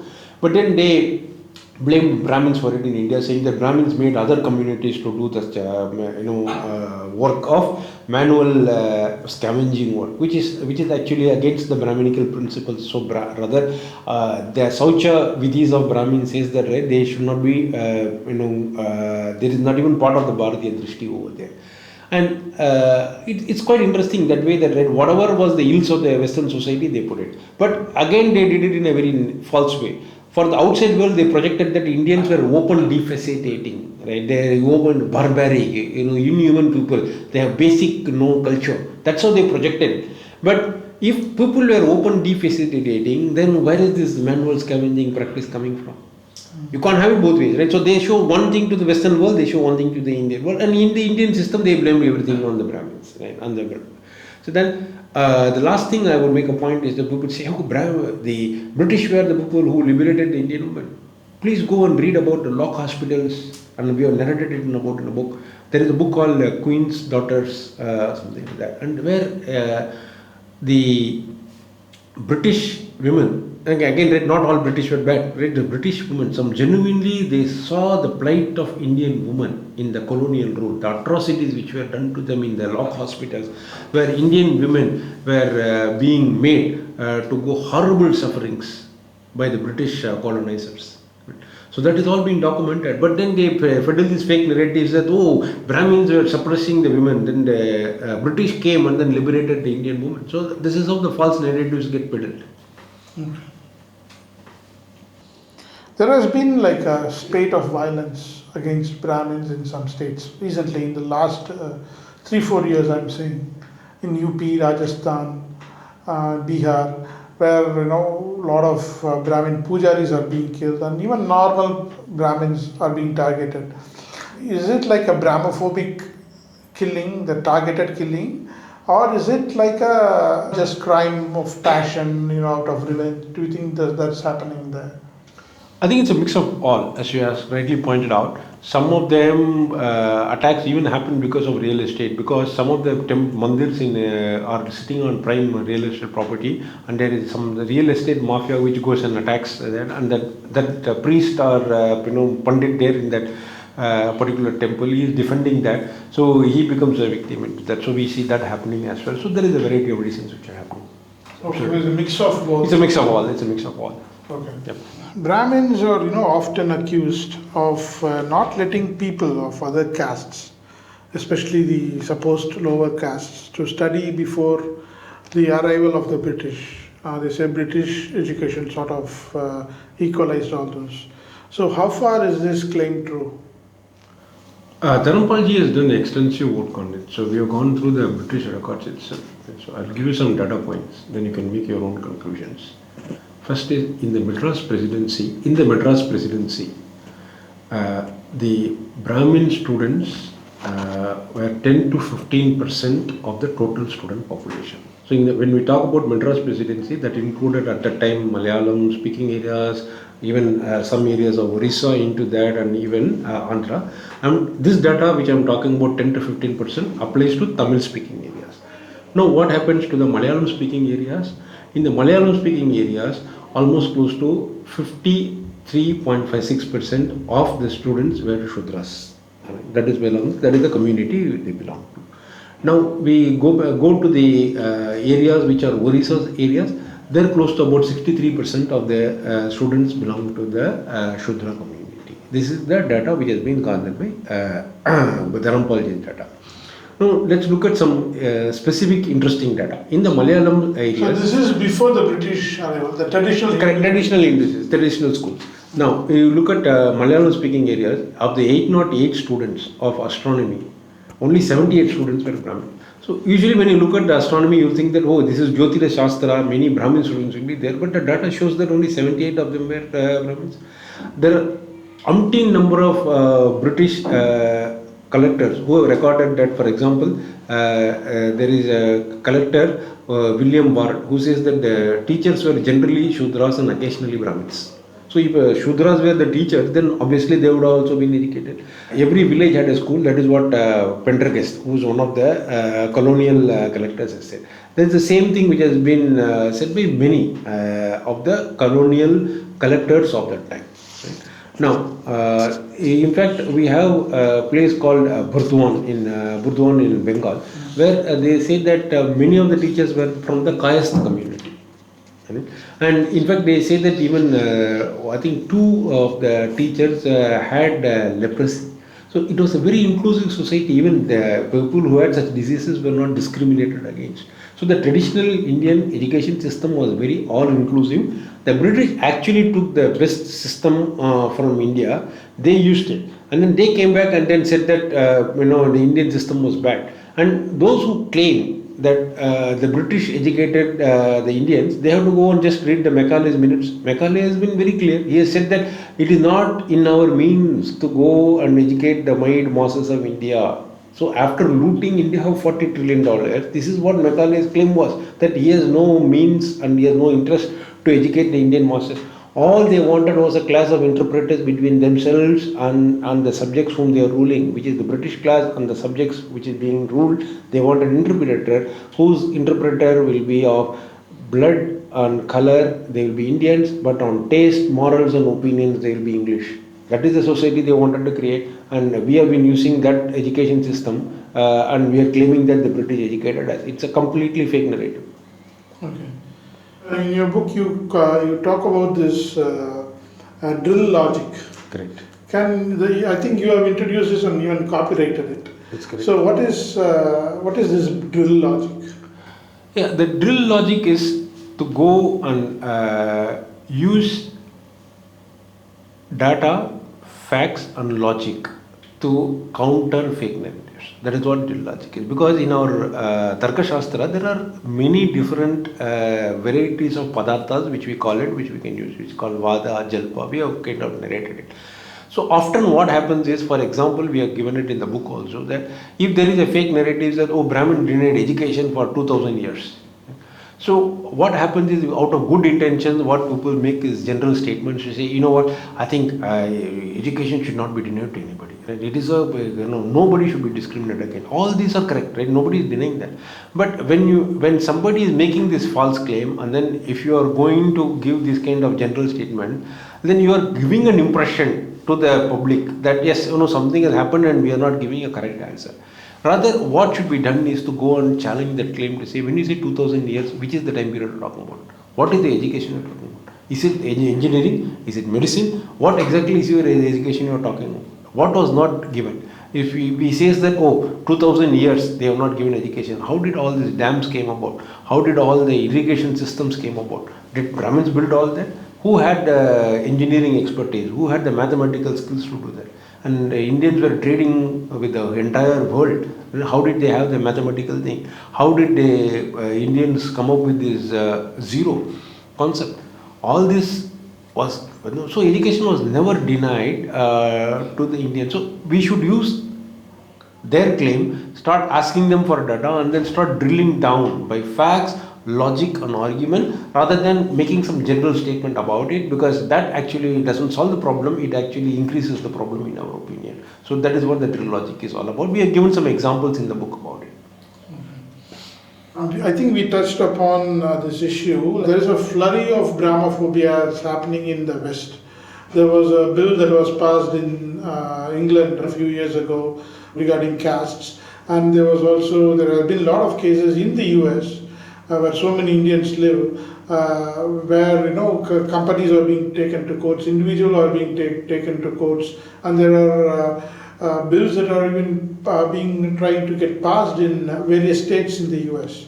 So, what is the reason behind all this sudden surge of all these anti-Brahmin activities, and what would be the consequences if these laws and bills are actually passed? It's a very important question. Thanks for raising it. So, as we said, the attack on the Brahmins with hate speech and others didn't start now. I see it as different waves. In the wave one, when the attacks happened, Brahmins had to move from the traditional agraharams into the cities. And then from the cities, then they moved into the other places, right? Maybe they went out of country then later, right? In the third wave, they went out of country. But what they didn't realize is that this is global in nature and this is a civilizational battle, and Brahmin just happened to be the way, right? And this, until the final goal is achieved, Brahmins will be targeted out of that. Now what is happening is there is this critical caste theory which is being formed, which is that even a person may call himself a practicing Brahmin or not, or a thing, but just by unconsciously he may be still creating caste hatred. So that is what some of these theories, they are modeling it on critical race theory. So the end goal is to make a person declare, and which, as I believe is happening in some cases, where a person has to say, you know what, I am not a Brahmin, I do not believe in Brahminism, I have not been done any Upanayam for myself, I am not a practicing Hindu, Dharmic or a Brahmin. That is how they have to declare to get out of all these false cases which are being foisted against them. Right?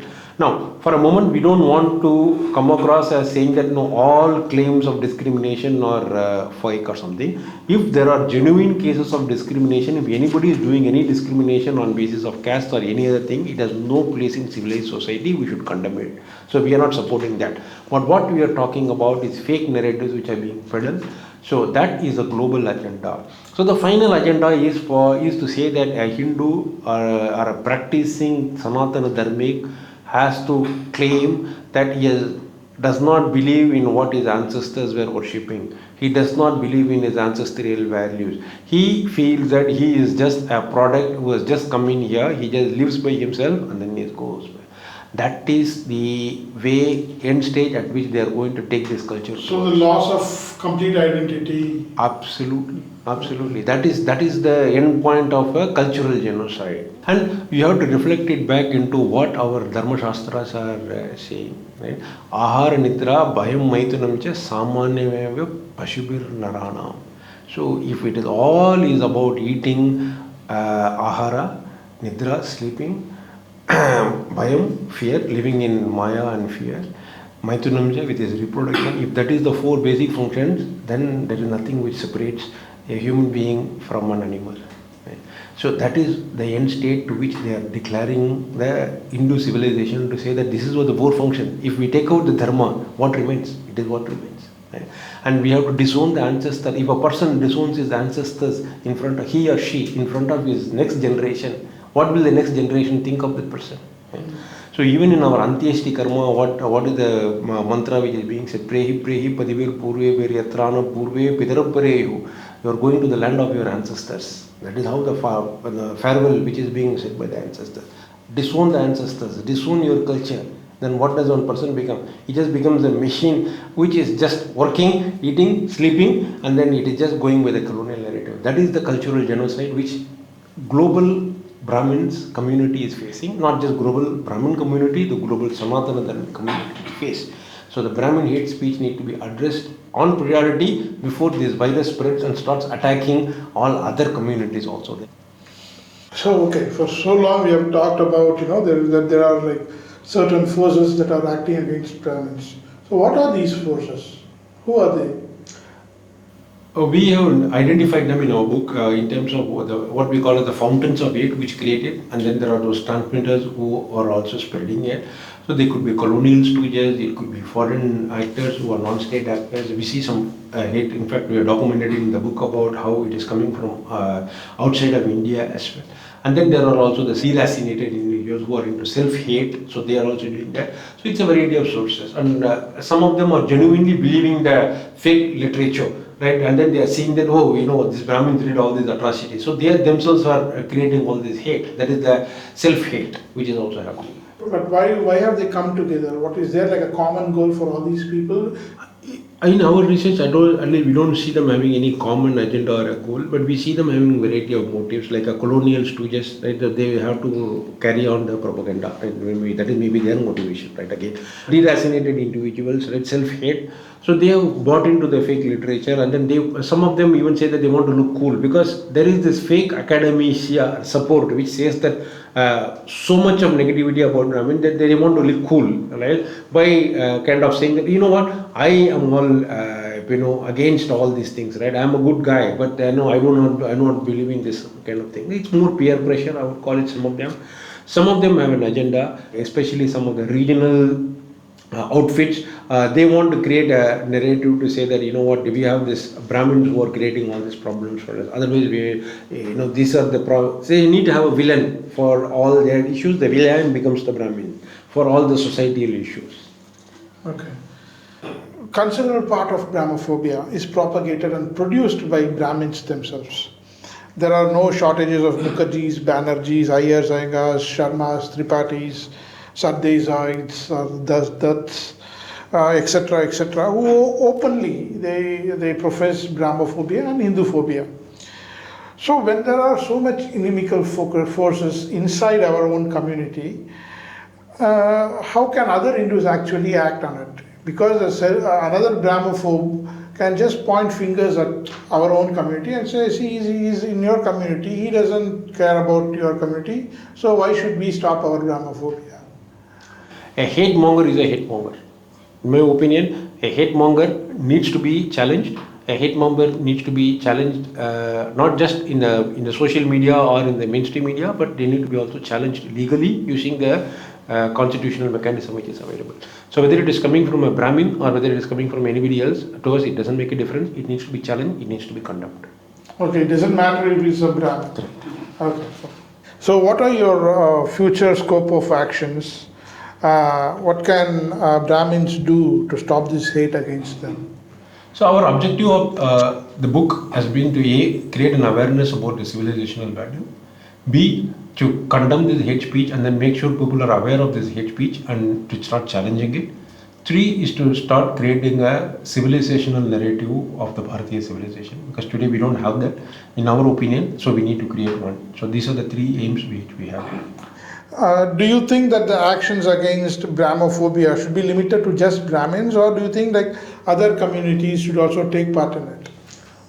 I believe yes, it is for all communities to come together. In fact, it's for all Indians to come together. All Bharatiya civilizational well-wishers should come together in condemning hate speech against Brahmins.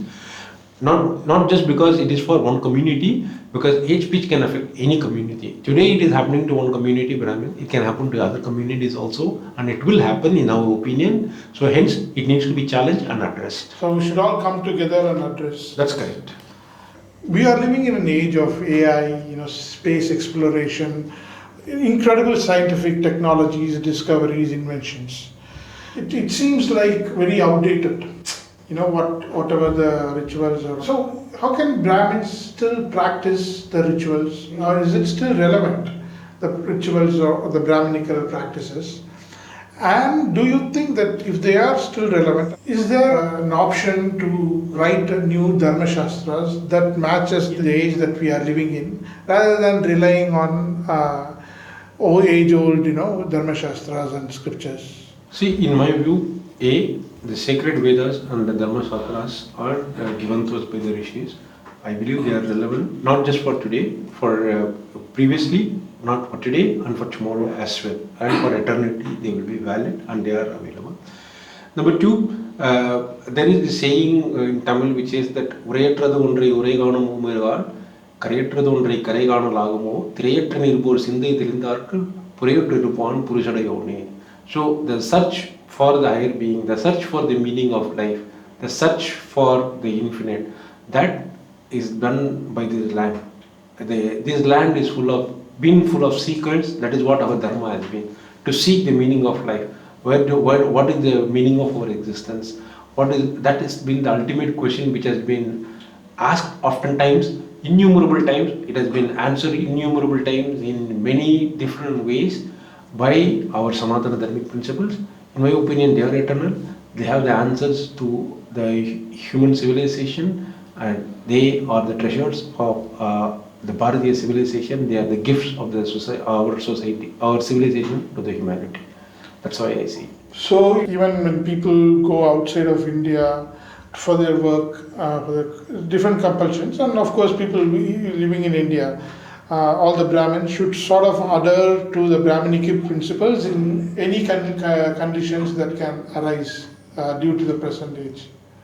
That's correct. So what we see is that in our own Bhagavata Purana, it has a description of the Kali Yuga. It says, for example, it will say that Shishnodara Paradvija. So even the twice born, so-called twice born, they will be taking care of their materialistic instincts. They will be adhering to that. Right? So it also says that Veda Bhashanda Dushida. So it also says that the sacred Vedas will be misinterpreted. So these are some of the characteristics of Kali Yuga. So our scriptures have been eternal. They know at which each age how the dharma will flourish, or how there will be some attacks on the dharma, but eventually the dharma will prevail, because this is the ultimate truth, and that is how it is. So what would be your final message that you would like to tell regarding the book that you have written?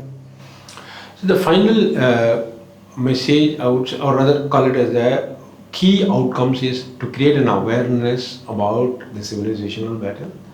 B is to say that the Brahmin hate speech needs to be condemned, not just for Brahmin, but for any other community it needs to be condemned. And this is a template which will be used not just against one community, it will be used against multiple communities, and until the extinction of the civilization. Third is, we are living in this society, multilingual, multi-ethnic society. So if hate speech is acting against one community, then it can have spread to other communities. So we need to stop it. Hate speech has no space against any person, any community. It should not be tolerated. There should be zero tolerance towards it. There are no exceptions. That is our key message, and we all need to play a part in raising awareness about this issue. Okay. Would you be willing to share more about your own initiatives that you are taking regarding these issues? Are you taking some other actions against these issues? Yes, we do plan to come up with a series of actions. So I think our well-wishers can visit www.brahmingenocide.org, and there is another website called www.saptarisha.org. In these two websites, we do keep our activities updated, so people can understand it, and if they want to kind of volunteer some activities for that, there is also a space available for them, because dharma requires all of us to do our efforts. It's called dharmo rakshati rakshataha. So we have to do our part to protect dharma, then dharma will protect it. That has been our Sanatana Dharmic tradition. Okay, Balaji ji, we had a very nice discussion on your book and on the issues facing Brahmins. Thanks a lot for your time and your availability. Thanks a lot. Thank you, Jituji. Thank you for your I would say, deep researched questions about the book and also bringing in your perspective and adding into it. It was a nice discussion. Thank you to you. Namaste. Ram.